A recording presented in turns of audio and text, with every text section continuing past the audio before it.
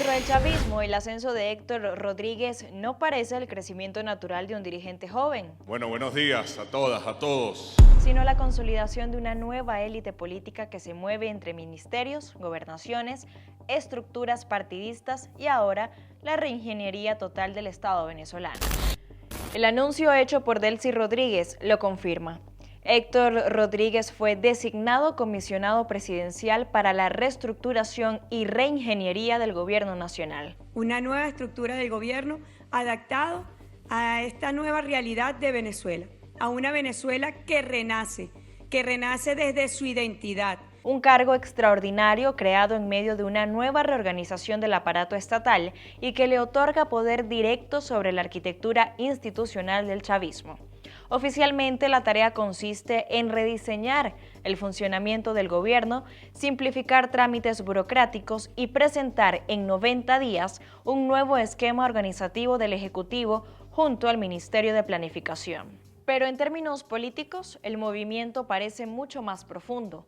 Controlar la estructura administrativa significa controlar ministerios, presupuestos, jerarquías internas y cadenas de obediencia dentro del poder. Héctor Rodríguez no es un funcionario cualquiera. Su carrera dentro del Estado ha sido prácticamente una escalera permanente de ascenso. Presidente del Centro de Estudiantes de Derecho de la UCB, luego funcionario universitario dentro de la UNEFA.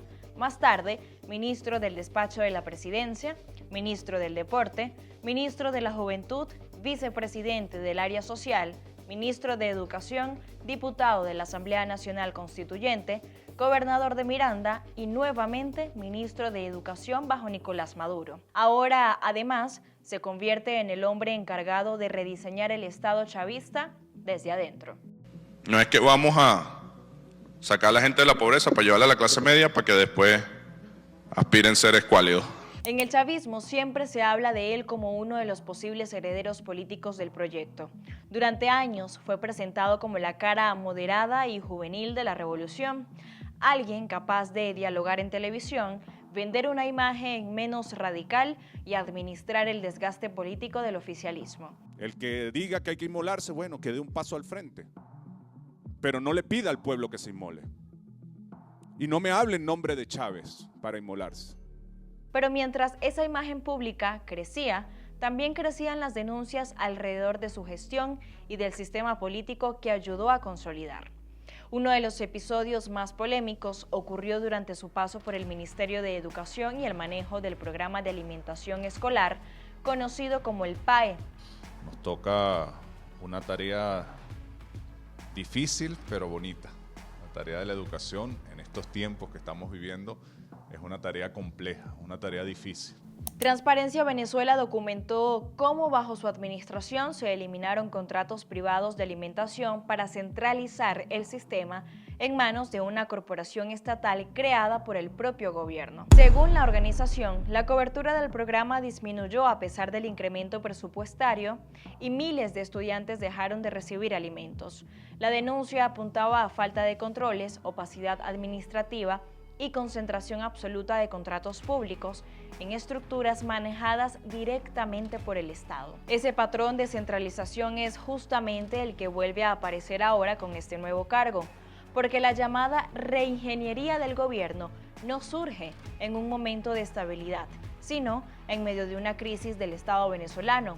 Corrupción burocrática, colapso institucional, duplicación de funciones, mafias internas y una economía controlada por grupos de poder ligados al oficialismo. Delcy Rodríguez habla de simplificar trámites y hacer más eficiente el aparato estatal. Pero lo cierto es que este tipo de comisiones especiales históricamente han servido para concentrar aún más el control político alrededor del núcleo duro del chavismo. El propio diseño del cargo llama la atención. No se trata de un ministerio tradicional sometido a límites administrativos específicos. Es una comisión presidencial transversal con capacidad de intervenir estructuras enteras del gobierno. En otras palabras, Héctor Rodríguez podría evaluar ministerios, revisar procesos, mover competencias y proponer nuevas líneas de poder dentro del Ejecutivo. En cualquier democracia funcional, Un cargo así requeriría controles parlamentarios, auditorías externas y mecanismos de transparencia. En Venezuela ocurre exactamente lo contrario. La reorganización del Estado queda en manos de uno de los hombres más disciplinados del partido oficialista. Su paso por la gobernación de Miranda también dejó fuertes cuestionamientos políticos. Diversos sectores denunciaron irregularidades en las elecciones regionales del año 2017 que lo llevaron al poder regional. Medios internacionales señalaron reubicaciones masivas de centros electorales, obstáculos para votantes opositores y denuncias sobre el uso de recursos públicos para favorecer su campaña. Con el tiempo, Rodríguez se fue convirtiendo en algo más importante que un simple gobernador o ministro. Pasó a formar parte del engranaje estratégico que sostiene la supervivencia del chavismo. Mientras figuras históricas del movimiento fueron desplazadas, sancionadas, investigadas o absorbidas por las luchas internas del oficialismo, él logró mantenerse intacto y ascendiendo. Y cuando estaba en el Centro de Estudiantes de Derecho, yo decía, bueno, ¿qué vas a hacer tú, Héctor, cuando te gradúes? ¿Para dónde va a ir tu vida política? Y yo perfilé que quería ser alcalde del municipio Sucre. Y empecé a trabajar para eso. Esa permanencia no ocurre por casualidad. En el chavismo, sobrevivir políticamente implica lealtad absoluta, capacidad operativa y manejo silencioso de poder. Por eso, el nuevo nombramiento tiene implicaciones mucho más profundas de lo que parece. Cuando Delcy Rodríguez entrega a Héctor Rodríguez la tarea de reingeniería del gobierno, no solo está hablando de burocracia, está hablando de reorganizar el Estado en un momento donde el chavismo necesita blindarse, reducir fracturas internas y asegurarse el control total sobre las instituciones. El mensaje político es que mientras Venezuela enfrenta deterioro económico, desconfianza institucional y agotamiento social, el oficialismo responde concentrando aún más el poder en un pequeño círculo de dirigentes.